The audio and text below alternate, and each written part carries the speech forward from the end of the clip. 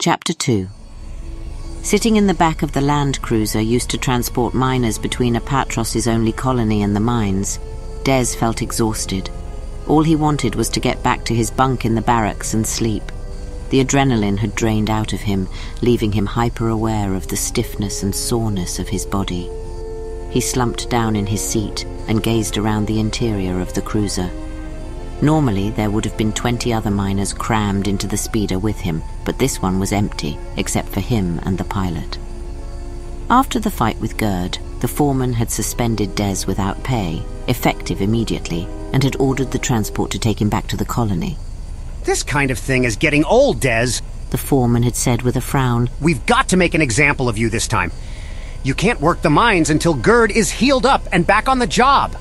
What he really meant was, you can't earn any credits until Gerd comes back. He'd still be charged room and board, of course. Every day that he sat around doing nothing would go onto his tab, adding to the debt he was working so desperately to pay off. Des figured it would be 4 or 5 days until Gerd was able to handle a hydraulic jack again. The on-site medic had reattached the severed thumb using a vibro scalpel and synth flesh. A few days of kolto injections and some cheap meds to dull the pain, and Gerd would be back at it. Bacta therapy could have him back in a day, but Bacta was expensive, and ORO wouldn't spring for it unless Gerd had miner's insurance, which Des highly doubted. Most miners never bothered with the company-sponsored insurance program. It was expensive, for one thing. What with room, board, and the fees covering the cost of transport to and from the mines, most thought they gave ORO more than enough of their hard-earned pay without adding insurance premiums onto the stack. It wasn't just the cost, though. It was almost as if the men and women who worked the Cortosis mines were in denial, refusing to admit the potential dangers and hazards they encountered every day. Getting insurance would force them to take a look at the cold, hard facts. Few miners ever reached their golden years. The tunnels claimed many, burying bodies in cave-ins or incinerating them when somebody tapped into a pocket of explosive gases trapped in the rock. Even those who made it out of the mines tended not to survive long into their retirement. The mines took their toll. 60-year-old men were left with bodies that looked and felt like they were 90, broken shells worn down by decades of hard physical labor and exposure to airborne contaminants that slipped through the substandard ORO filters.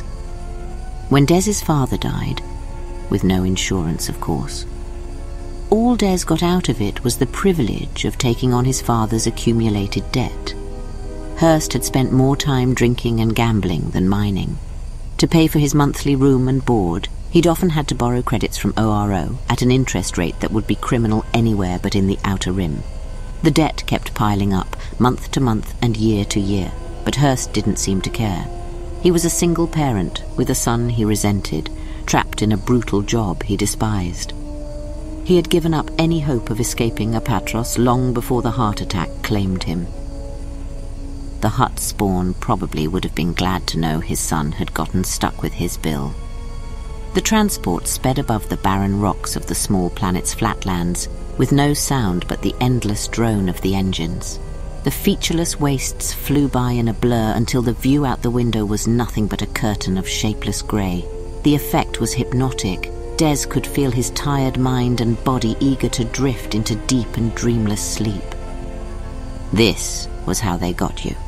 Work you to exhaustion, dull your senses, numb your will into submission, until you accepted your lot and wasted your entire life in the grit and grime of the Cortosis mines, all in the relentless service of the Outer Rim Oreworks Company.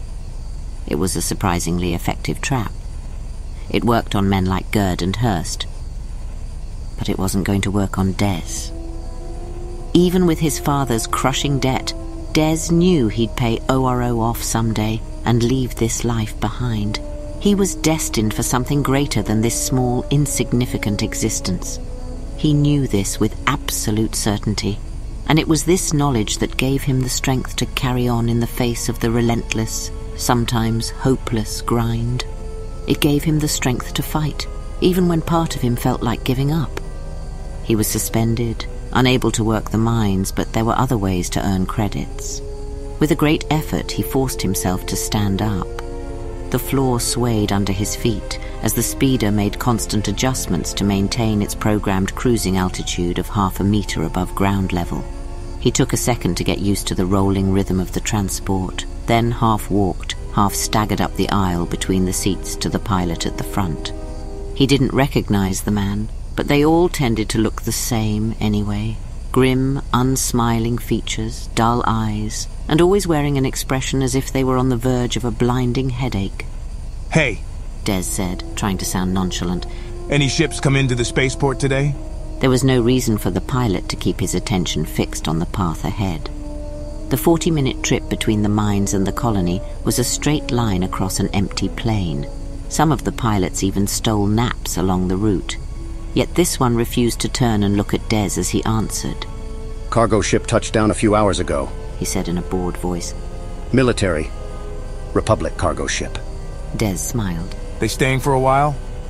The pilot didn't answer. He only snorted and shook his head at the stupidity of the question. Des nodded and stumbled back toward his seat at the rear of the transport. He knew the answer too. Cortosis was used in the hulls of everything from fighters to capital ships, as well as being woven into the body armor of the troops. And as the war against the Sith dragged on, the Republic's need for Cortosis kept increasing.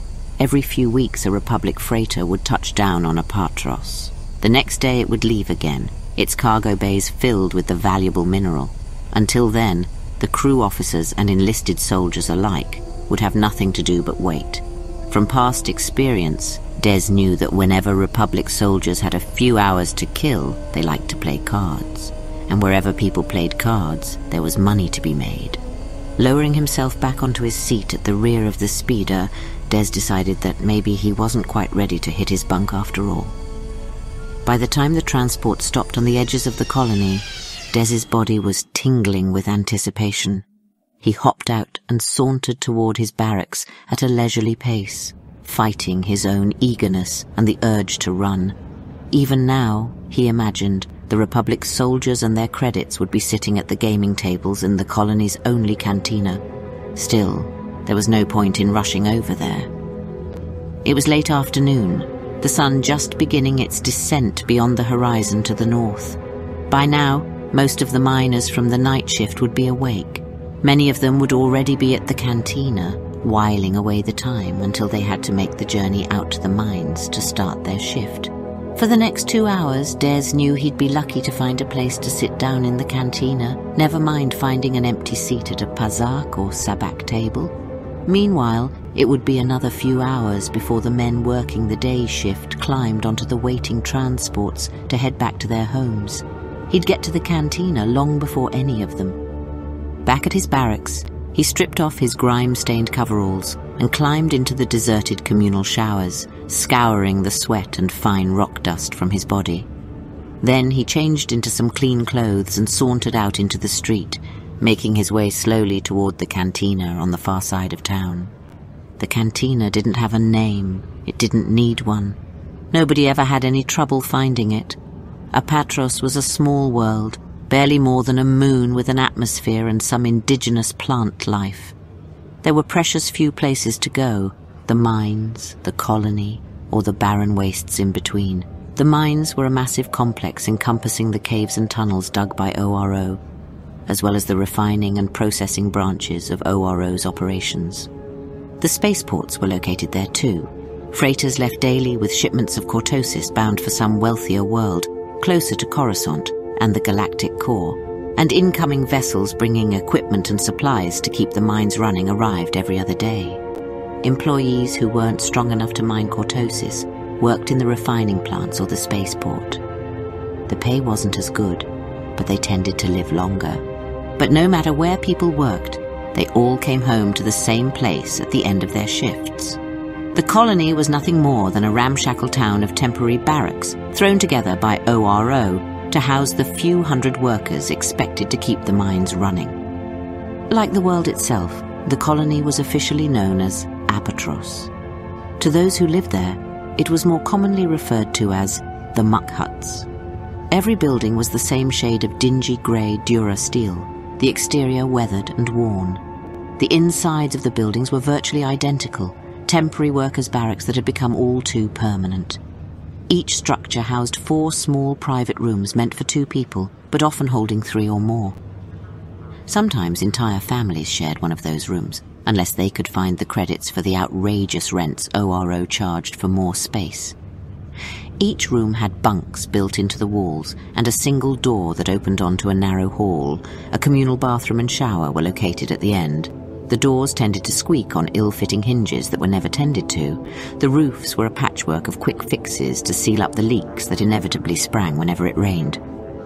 Broken windows were taped against the wind and cold, but never replaced. A thin layer of dust accumulated over everything, but few of the residents ever bothered to sweep out their domiciles.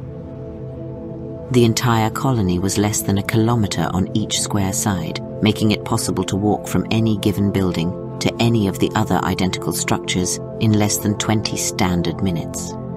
Despite the unrelenting similarity of the architecture, navigating the colony was easy. The barracks had been placed in straight rows and columns, forming a grid of utilitarian streets between the uniformly spaced domiciles. The streets couldn't exactly be called clean, though they were hardly festering with garbage. ORO cleared trash and refuse just often enough to keep conditions sanitary, since an outbreak of diseases bred by filth would adversely affect the mine's production. However, the company didn't seem to mind the cluttered junk that inevitably accumulated throughout the town. Broken-down generators, rusted-out machinery, corroded scraps of metal, and discarded, worn-out tools crowded the narrow streets between the barracks. There were only 2 structures in the colony that were in any way distinguished from the rest. One was the ORO market, the only store on world. It had once been a barracks, but the bunks had been replaced with shelves, and the communal shower area was now a secure storage room. A small black and white sign had been fastened to the wall outside, listing the hours of operation. There were no displays to lure shoppers in, and no advertising. The market stocked only the most basic items, all at scandalous markups. Credit was gladly advanced against future wages at ORO's typically high interest rate, guaranteeing that buyers would spend even more hours in the mine working off their purchases. The other dissimilar building was the cantina itself, a magnificent triumph of beauty and design when compared with the dismal homogeny of the rest of the colony. The cantina was built a few 100 meters beyond the edge of the town, set well apart from the grey grid of barracks. It stood only 3 stories high, but because every other structure was limited to a single floor, it dominated the landscape. Not that it needed to be that tall. Inside the cantina, everything was located on the ground floor. The upper stories were merely a facade constructed for show by Groshik, the Nemoidian owner and bartender. Above the first floor ceiling, the second and third floors didn't really exist. There were only the rising walls and a dome made of tinted violet glass, illuminated from within. Matching violet lights covered the pale blue exterior walls. On almost any world, the effect would have been ostentatious and tacky, but amid the grey of Apatros, it was doubly so. Groshik often proclaimed that he had intentionally made his cantina as garish as possible, simply to offend the ORO powers that be. The sentiment made him popular with the miners, but Des doubted if ORO really cared one way or the other. Groshik could paint his cantina any colour he wanted, as long as he gave the corporation its cut of the profits each week. The 20 standard hour day of Apatros was split evenly between the 2 shifts of miners. Des and the rest of the early crew worked from 0800 to 1800. His counterparts worked from 1800 to 0800. Groshik, in an effort to maximize profits, opened each afternoon at 1300 and didn't close for 10 straight hours. This allowed him to serve the night crew workers before they started and catch the day crew when that shift was over. He'd close at 0300, clean for 2 hours, sleep for 6, then get up at 1100 and start the process all over again. His routine was well known to all the miners. The Nemoidian was as regular as the rising and setting of Apatros's pale orange sun. As Des crossed the distance between the edge of the colony proper and the cantina's welcoming door, he could already hear the sounds coming from inside. Loud music, laughter, chatter, clinking glasses. It was almost 1600 now. The day shift had 2 hours to go before quitting time, but the cantina was still packed with night shift workers looking to have a drink or something to eat before they boarded the shuttles that would take them to the mines. Des didn't recognize any faces. The day and night crews rarely crossed paths. The patrons were mostly humans, with a few Twi'leks, Sullustans, and Serians filling out the crowd. Des was surprised to notice a Rodian too. Apparently, the night crew were more tolerant of other species than the day shift. There were no waitresses, servers, or dancers. The only employee in the cantina was Groshik himself. Anyone who wanted a drink had to come up to the large bar built into the back wall and order it. Des pushed his way through the crowd. Groshik saw him coming and momentarily dipped out of sight behind the bar, reappearing with a mug of geyser ale just as Des reached the counter. "You're here early today," Groshik said as he set the drink down with a heavy thud. His low, gravelly voice was difficult to hear above the din of the crowd. His words always had a guttural quality, as if he were speaking from the very back of his throat. The Neimoidian liked him, though Des wasn't sure why. Maybe it was because he'd watched Des grow up from a young kid to a man. Maybe he just felt sorry Des had been stuck with such a rank weed for a father. Whatever the reason, there was a standing arrangement between the two. Des never had to pay for a drink if it was poured without being asked for. Des gratefully accepted the gift and downed it in one long draught, then slammed the empty mug back down onto the table. Ran into a bit of trouble with Gerd, he replied, wiping his mouth. I bit his thumb off, so they let me go home early. Groshik tilted his head to one side and fixed his enormous red eyes on Des. The sour expression on his amphibian-like face didn't change, but his body shook ever so slightly. Des knew him well enough to realize the Neimoidian was laughing. "Seems like a fair trade," Groshik croaked, refilling the mug. Des didn't guzzle the second drink as he had the first. Groshik rarely gave him more than one on the house, and he didn't want to abuse the bartender's generosity. He turned his attention to the crowd. The Republic visitors were easy to spot. 4 humans, 2 men, 2 women, and a male Ithorian in crisp navy uniforms. It wasn't just their clothes that made them stand out, though. They all stood straight and tall, whereas most of the miners tended to hunch forward, as if carrying a great weight on their backs. On one side of the main room, a smaller section was roped off from the rest of the cantina. It was the only part of the place Groshik had nothing to do with. The ORO company allowed gambling on Apatros, but only if it was in charge of the tables. Officially, this was to keep anyone from cheating, but everyone knew ORO's real concern was keeping the wagers in check. It didn't want one of its employees to win big and pay off all his or her debts in one lucky night. By keeping the maximum limits low, ORO made sure it was more profitable to work the mines than the tables. In the gaming section were 4 more naval soldiers wearing the uniform of the Republic fleet, along with a dozen or so miners. A Twi'lek woman with the rank of petty officer on her lapel was playing Pazok. A young ensign was sitting at the sabak table, talking loudly to everyone around him, though nobody seemed to be listening to him. 2 more officers, both human, 1 male, 1 female, also sat at the sabak table. The woman was a lieutenant. The man bore the insignia of a full commander. Des assumed they were the senior officers in charge of the mission to receive the KOTOR shipment. "I see you've noticed our recruiters," Groshik muttered. The war against the Sith, officially nothing more than a series of protracted military engagements, even though the whole galaxy knew it was a war, required a steady stream of young and eager cadets for the front lines, and for some reason the Republic always expected the citizens on the Outer Rim worlds to jump at the chance to join them. Whenever a Republic military crew passed through Apatros, the officers tried to round up new recruits. They'd buy a round of drinks, then use it as an excuse to start up a conversation, usually about the glorious and heroic life of being a soldier. Sometimes they'd play up the brutality of the Sith. Other times they'd spin promises of a better life in the Republic military, all the while pretending to be friendly and sympathetic to the locals, hoping a few would join their cause. Des suspected they received some kind of bonus for any new recruit they conned into signing up. Unfortunately for them, they weren't going to find too many takers on Apatros. The Republic wasn't too popular on the Rim, People here, including Des, knew the core worlds exploited small, remote planets like Apatros for their own gain.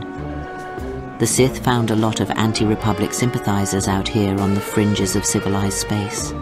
That was one of the reasons their numbers kept growing as the war dragged on.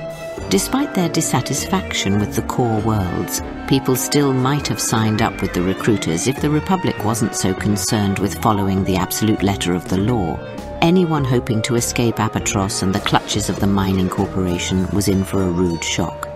Debts to ORO still had to be paid, even by recruits protecting the galaxy against the rising Sith threat. If someone owed money to a legitimate corporation, the Republic fleet would garnish his or her wages until those debts were paid.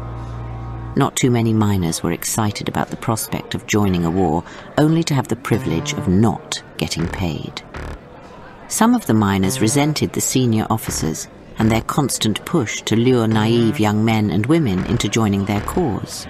It didn't bother Des, though. He'd listen to them prattle on all night, as long as they kept playing cards. He figured it was a small price to pay for getting his hands on their credits. His eagerness must have shown, at least to Groshik. Any chance you heard a Republic crew was stopping by and then picked a fight with Gerd just so you could get here early? Des shook his head. No, just a happy coincidence is all. What angle are they working this time? Glory of the Republic? Trying to warn us about the horrors of the Brotherhood of Darkness, Was the carefully neutral reply. Not going over too well. The cantina owner kept his real opinions to himself when it came to matters of politics. His customers were free to talk about any subject they wanted, but no matter how heated their arguments became, he always refused to take sides. Bad for business. He had explained once. Agree with someone and they'll be your friend for the rest of the night. Cross them and they might hate you for weeks. Nemoidians were known for their shrewd business sense, and Groshik was no exception. A miner pushed his way up to the bar and demanded a drink. When Groshik went to fill the order, Des turned to study the gaming area. There weren't any free seats at the sabacc table, so for the time being he was forced into the role of spectator. For well over an hour he studied the plays and the wagers of the newcomers, paying particular attention to the senior officers. They tended to be better players than the enlisted troops, probably because they had more credits to lose. The game on Apatros followed a modified version of the Bespin standard rules. The basics of the game were simple. Make a hand as close to 23 as possible without going over. Each round, a player had to either bet to stay in the hand or fold. Any player who chose to stay in could draw a new card, discard a card, or place a card into the interference field to lock in its value. At the end of any round, a player could come up, revealing his or her hand and forcing all other players to show their cards as well. Best hand at the table won the hand pot. Any score over 23 or below -23 was a bomb out that required the player to pay a penalty. And if a player had a hand that totaled exactly 23, a pure sabacc, he or she won the sabacc pot as a bonus.